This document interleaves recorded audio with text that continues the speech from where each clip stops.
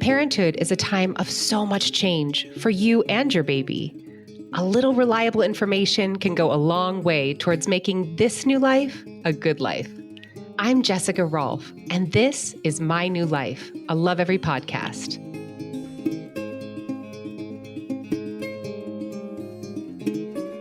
With preschools and daycares in transition and case counts fluctuating, COVID has given parents plenty to worry about. One of the concerns I hear frequently stems from a lack of socialization. None of us are socializing much, but given all the information out there suggesting socialization with other children is important, parents are particularly worried about their children not interacting with peers. In this episode, we will look at how toddlers socialize and how we as adults can help them build those skills at home. I am joined by Nekole Eaton, a pediatric occupational therapist specializing in child development. You can find her at Kids OT Help on YouTube, where she has built an audience of almost 90,000 subscribers. Hello, Nekole. Hey, Jess. Thank you so much for having me. Thank you for being with us. So I wanted to start, why is it important to start socialization with other children at a young age?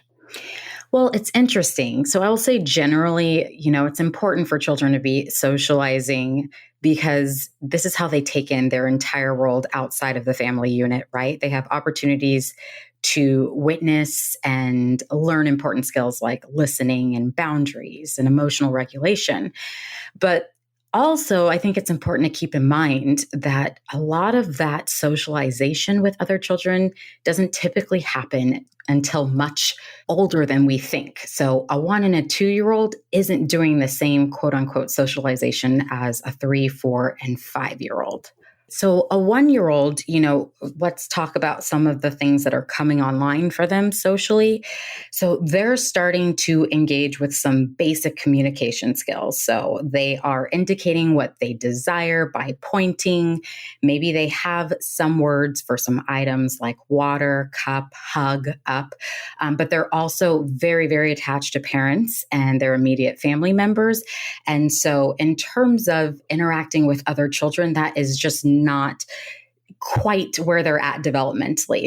Again, they're observing, maybe they're seeing other children do certain things, but they haven't quite gained the skills to venture off from mom, dad, and sit with other children yet, right?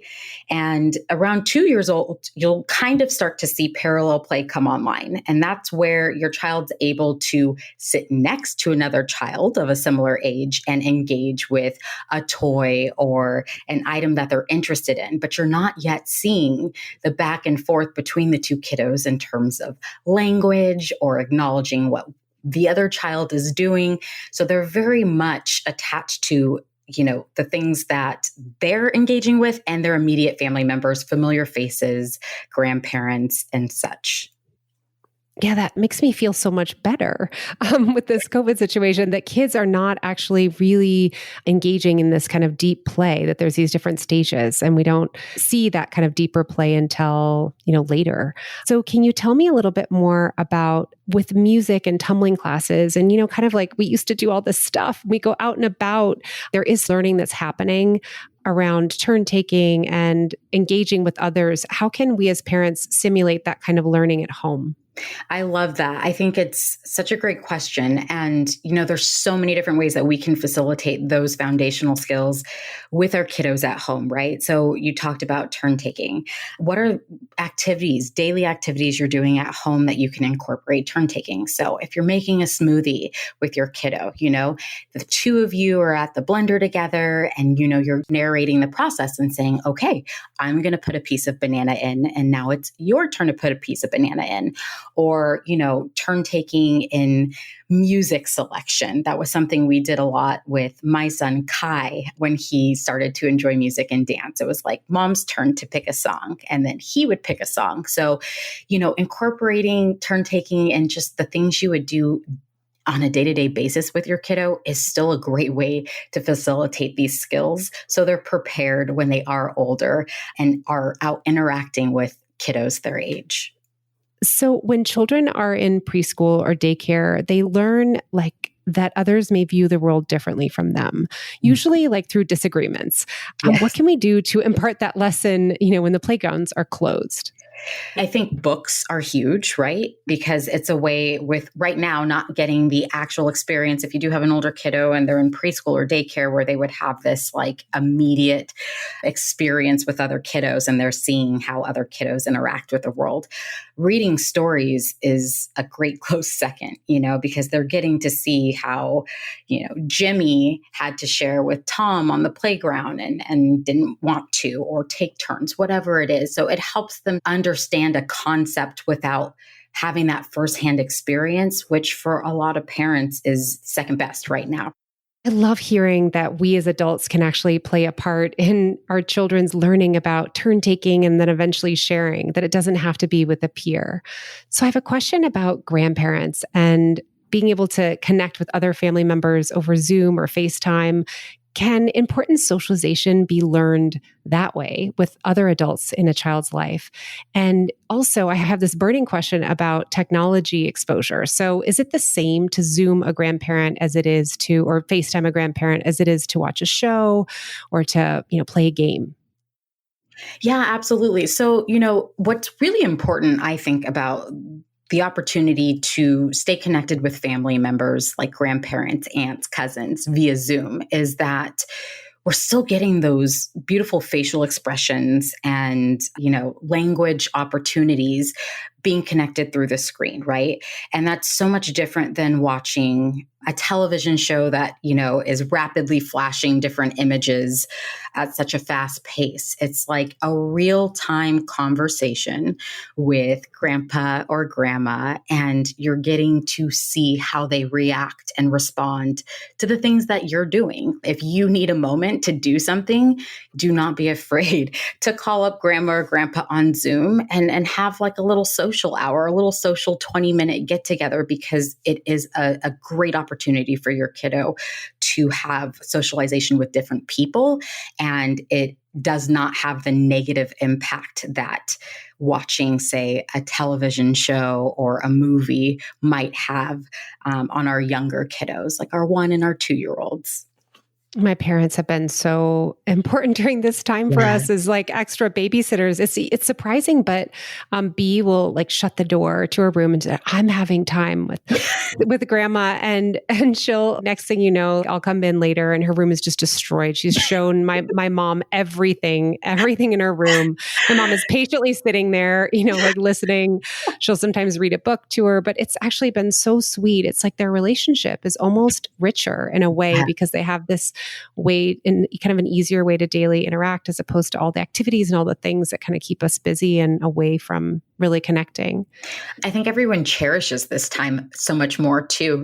We realize how much harder it is to get together in person. And so everyone is much more willing to make time for these Zoom calls with the grandkids and everyone else. And I agree with you. It's so helpful to have family members who are willing to jump on and interact with our kiddos to give us a breather, sometimes throughout the day. And it's good for everyone. I read it's not contact with other toddlers or babies that's most important for social learning. It's simply contact with other people, like parents, like ourselves, or grandparents over FaceTime, that really matters. Do you agree with that? We know that children can effectively learn these basic social skills through our caregivers, parents, grandparents, aunts. So it's not so much about your little one being around kiddos their age. In fact, research is showing that really there's no negative impact from not having your children around large groups of kids their age, that effectively they can learn these basic foundational skills through adults. And so it's important for parents to kind of take a deep breath and say, like, we've got everything we need right here at home. What we're doing with our kiddos on a daily basis is enough. It is going to help them continue to stay on track developmentally. And those beautiful Zoom dates with grandma and grandpa or aunt and uncle are actually facilitating those foundational social skills. I love hearing that. It's so reassuring. So I've got to ask, how are you socializing your little guy, Kai? Yeah, we've had to get quite creative with it. So we definitely do use Zoom. He's 4.5, so he has made friends along the way, and he was in preschool before this happened. So we try to stay in contact with some of those friends through Zoom dates. But also, we have the added benefit because he's 4.5 where he does understand some boundaries and rules. So we're able to take him to places like the park, but have him ride his bike along the path where he may see other kiddos, but he understands kind of keeping his distance. But he's such a social creature that he will scream across the park to have a conversation with another child in a socially distanced manner. So we try and just get him out or, come to the store with us and have interactions with the cashier, like whatever we can do to make this as normal or typical of this experience as possible. It really is about being creative with our kiddos. Yeah. And it is especially hard for those little extroverts. So B is a total extrovert. And we just were wandering around the neighborhood one day, just taking a walk. And we met a neighbor that I had never known before, quite a bit of ways. And next thing you know, she is just chatting him up and he's trapped. He is totally trapped. He finally went inside. He was like, all right, well, it was after like 40 minutes of her asking every last question she could think of to ask him. But I think that, we're seeing our children, they do seem a little bit starved. Some of those extroverted kids seem a little bit starved if they're older for, that socialization. But I think that what I'm hearing from you, the big picture is that our kids are going to be okay. Yes. And we just need to stay connected to them. And they're learning so much by, from the loving adults in their life. And we can just continue to be that for them. That leads me to my final question. You are an expert in mindfulness and parenting. And I mean, with everything that is going on right now, what advice do you have for parents to just like hold it together? It is just so hard. There's so much coming at us. It's so much. And I think as this continues, there's just so many different layers. And as you're saying, it's just such a complex issue. And I'm still trying to figure out how best to navigate this myself. But what I think is important is, especially along the lines of facilitating these social skills in our little ones, having conversations in a developmentally appropriate way with our kiddos. Like, so for instance, of course we have our little ones and we wouldn't be sharing with them necessarily all of our emotions around this. But for our parents that have older toddlers or maybe a 4 or 5-year-old, it's like, we do have conversations about how it's frustrating. I mean, Kai came to me the other day and said, I'm so tired of this. I just want to go back to school. And I think giving parents permission to be free in these conversations and not feel like you have to put on a happy face every day and say, I understand, I'm frustrated too. And whether that's with your little one or whether it's with other parents who, you feel comfortable speaking with, I think it's just so important to have a healthy outlet to communicate what we're going through, what we're navigating, and giving ourselves grace. I think that that's the most important thing. We don't have to wake up every day and knock this out of the park. Some days we're going to feel like doing all the things with our children, setting up the activities and the social opportunities. And other days we may not. Other days it may be very low key. We put on some music, we make smoothies, and we just chill, and that's all right. I mean, giving ourselves some space just to sort of flow through the harder days and the days where we feel motivated to do all the things. I mean, it's all okay. So just remembering we're all human. We all are riding this roller coaster of emotions, and that our kiddos are too. And it's okay to create a space where they feel like they can have the conversation with you and where you can share some of your emotions again in an appropriate way with your kiddo as well. And that's a great bonding opportunity too. Yeah. My little guy last night, who's 7, just was like, so, burdened. He was like, we have so many problems right now. And it was a relief to kind of know that advice. I've heard that from you before, and to just be able to be in empathy with him. Yeah. Thank you, Nekole. This has been wonderful having you here with us today. I've loved every minute of it. Thank you, Jessica. Such an honor to be here. Nekole has this beautiful way of seeding positivity wherever she goes. Takeaway number 1.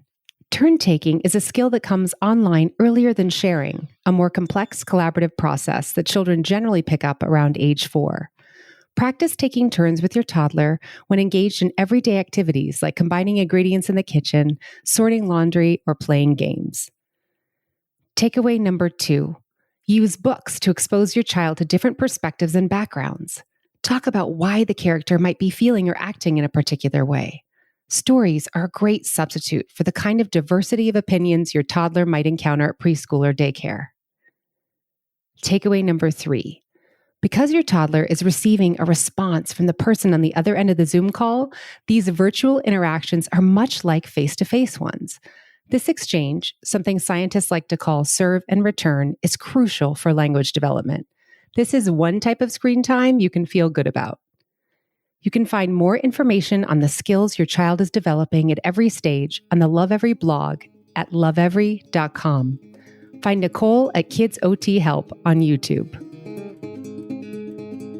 You've been listening to My New Life. If you think this episode might be helpful to a fellow parent, please share.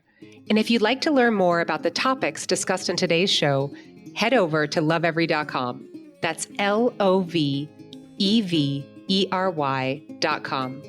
I'm Jessica Rolfe. Thanks for listening.